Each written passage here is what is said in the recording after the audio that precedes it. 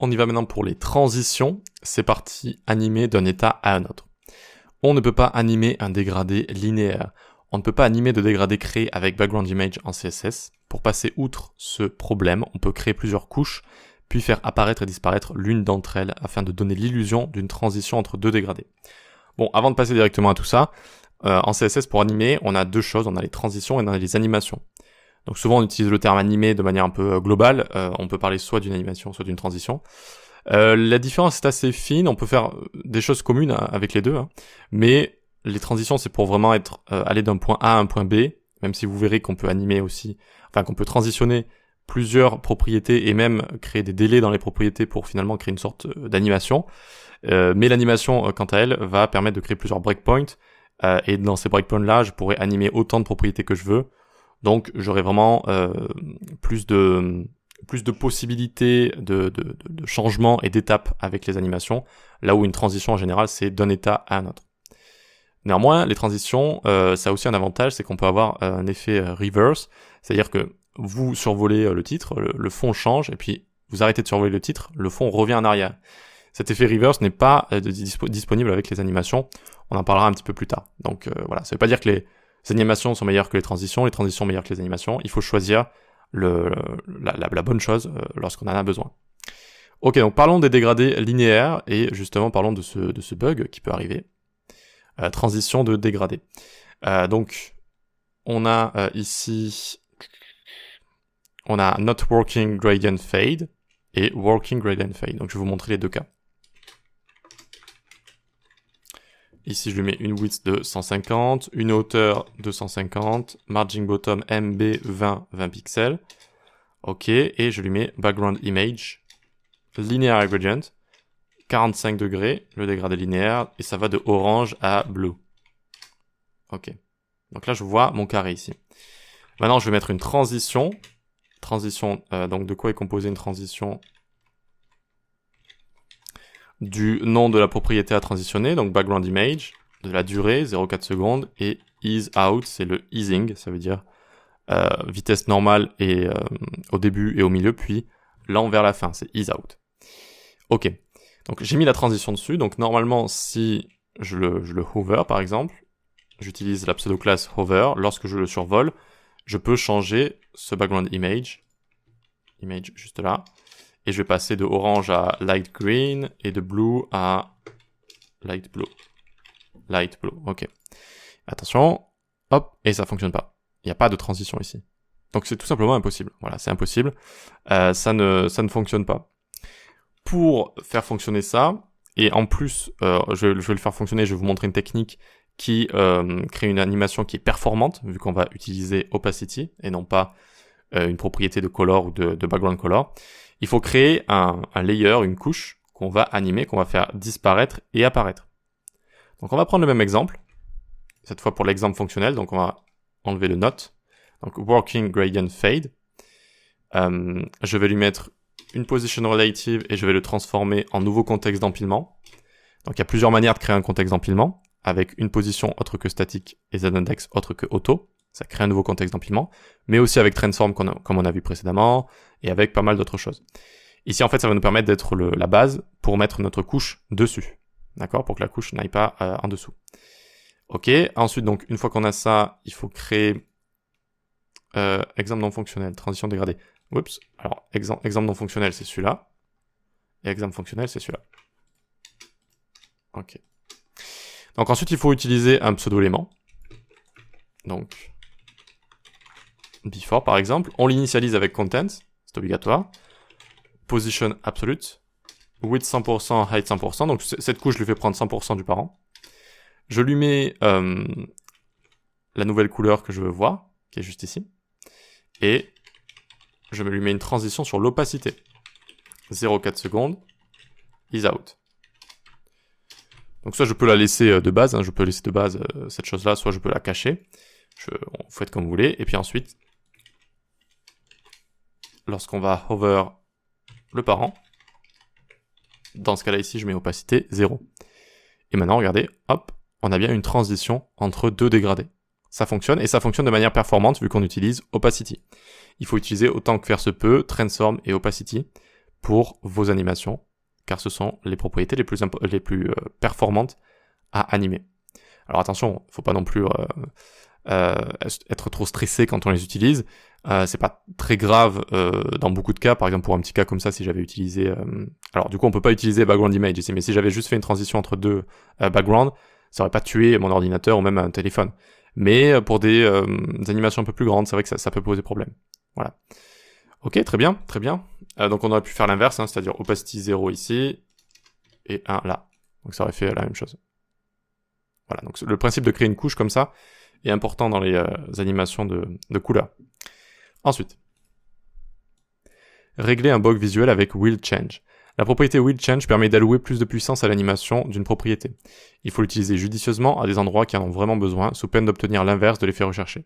Donc moins de performance. Ici, on transitionne du texte, qui a souvent comme effet de provoquer des inconsistances visuelles, qu'on peut en général régler... Ah, je voulais écrire, on peut en général régler ce problème avec Will Change. Bref. Donc ici, vous voyez que j'ai mis un scale sur du texte. Et essayez de vous concentrer sur le texte, et vous verrez qu'il bouge un petit peu. Notamment à la fin. Là. Tac, tac. Regardez Béa taillé ici. Là. Et là. Vous voyez, il y a un petit effet qui n'est pas agréable comme ça. Donc c'est connu, hein, c'est avec du texte et du scale comme ça. Et pour régler ce problème, on peut mettre Will Change Transform. Regardez. Donc Will Change va changer. Avec quoi? Avec Transform. On revient ici. On regarde toujours Beatai. Alors on en était où? Je vais essayer d'avoir le même résultat. Regardez Beatai ici. Il y a plus ce petit saut qu'il y a à la fin où les lettres bougeaient un petit peu. Donc c'est assez subtil, mais ça permet de parfois régler des problèmes. Quand vous utilisez des animations, des transitions, du transform, etc., ça peut arriver qu'avec certains éléments, eh bien, vous ayez un problème de rendu, comme ça clignote un petit peu, il y a un mauvais rendu sur des lettres, etc. Essayez de penser à Will Change. Mais utilisez-le avec parcimonie, parce que si on l'utilise trop, ça peut être mauvais pour les performances. Mais là, par exemple, c'est parfait. Ok, ensuite, problème classique au hover. Qu'est-ce que c'est que ça? Lorsqu'on effectue une translation au hover, il arrive souvent que l'élément en question ne se situe plus sous le curseur, ce qui peut provoquer un retour en arrière abrupt et peu élégant. Pour résoudre ce problème, il vaut mieux ajouter le hover sur l'élément parent que sur l'enfant. Attention cependant, tout dépend de ce que vous voulez réaliser, ce n'est pas obligatoire. On peut trouver ce problème sur le site de Twitch. Ou plutôt, la résolution de ce problème.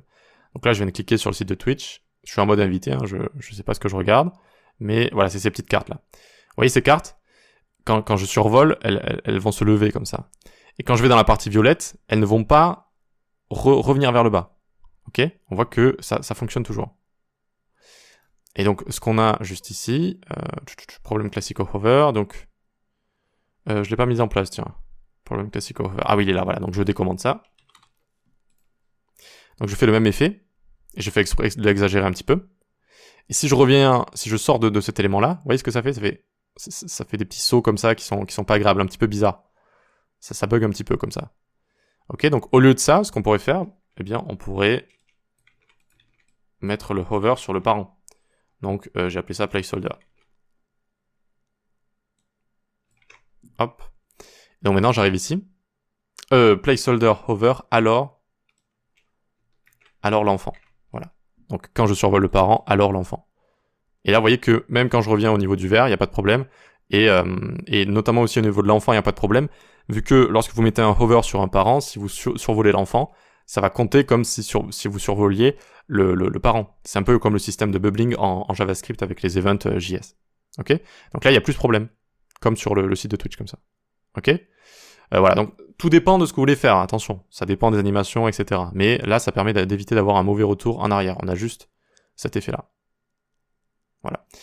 Ok, très bien.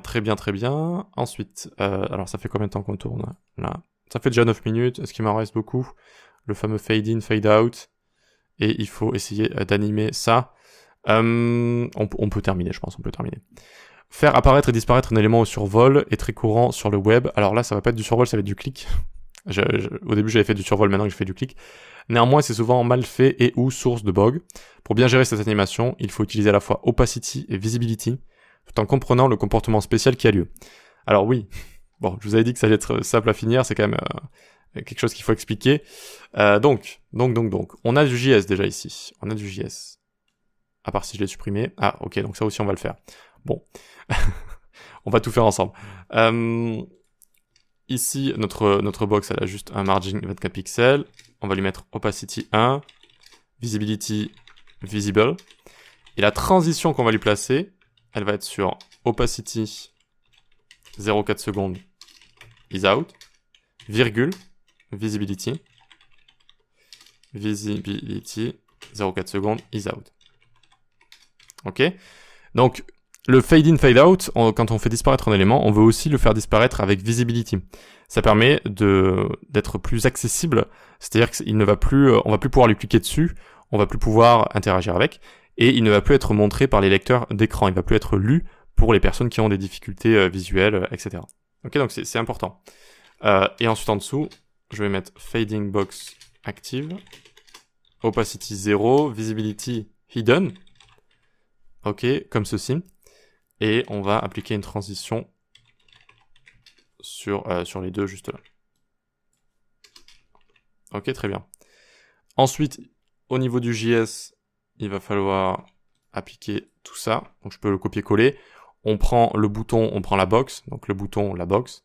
Quand je clique sur le bouton, ça va toggle la classe active sur la box. Ok? Donc on voit que ça fonctionne juste ici.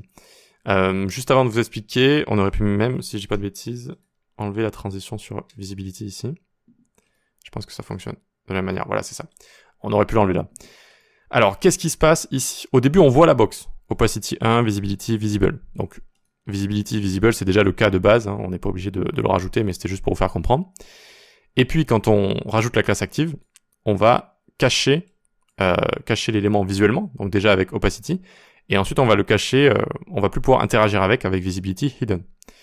Et donc, visibility a un comportement spécial avec les transitions, c'est ça que je voulais, dont je voulais vous parler. C'est que lorsqu'on va le faire passer de visibility à hidden, ça va attendre la durée juste là, avant de toggle d'un coup comme ça, passer de visible à caché. Ce qui est absolument parfait, vu que ça nous permet d'attendre la transition de l'opacité, ça nous permet d'attendre la disparition et caché. Vous voyez? Si hidden s'appliquait d'un coup, ça cacherait directement la box, sans animation, ce qui serait un problème. Donc pour régler ce problème, ils ont ajouté en fait cette fonctionnalité spéciale avec visibility. Si on passe de visibility à hidden, ça attend le temps ici, ce qui permet d'appliquer une transition d'opacité. Tandis que le retour se fait tout le temps de manière instantanée, ce qui permet de refaire apparaître l'élément et de ensuite faire la transition d'animation, ce qui est parfait. Donc du coup, on n'a même plus besoin de le mettre dans la transition juste ici. Vous voyez, vu que de toute façon, ça réapparaît d'un coup, donc on n'en a plus besoin. C'est exactement ce qui se passe ici. Voilà, donc c'est le fade in, fade out. Dans les règles de l'art, il faut l'écrire comme ça. Si vous changez juste l'opacité, évidemment, visuellement, ça va être la même chose. Alors, non, du coup, vu que j'ai ça là, mais visuellement, là, comme ça fait la même chose. Sauf que là, je peux toujours cliquer avec. Hein. Je peux toujours cliquer avec, même si elle n'est pas visible. Regardez, je le fais disparaître et j'ai toujours mon curseur ici, pointeur, vous voyez? Donc elle est toujours là, je peux toujours cliquer dessus, je peux toujours survoler du texte potentiellement, etc. Je peux toujours cliquer sur des boutons, donc il faut surtout pas faire ça. Surtout pas faire ça. Alors que lorsque j'ai visibility hidden, regardez, je vais la cacher, et là il n'y a plus rien. Il n'y a plus rien, d'accord? C'est vraiment caché d'un coup. Hop. Et donc c'est pour ça aussi qu'il faut rajouter visibility ici. Voilà, et donc là on a l'exemple parfait. Ça, d'abord ça anime, et ensuite ça cache. Et quand c'est caché, vous voyez que le curseur pointeur ici, là, ça fonctionne plus. Et puis d'un coup, hop, ça réapparaît d'un coup, et ensuite on a l'animation. Donc voilà, c'est le petit truc à comprendre avec le fade in, fade out, et avec visibility, tout simplement. Ok, puis ici, à la fin, il suffit juste de lire le texte. Il faut essayer d'animer le plus possible opacity et transform.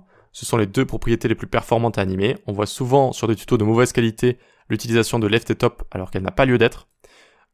On voit également souvent des animations de background position, de couleur, ou encore pire, de margin ou de padding.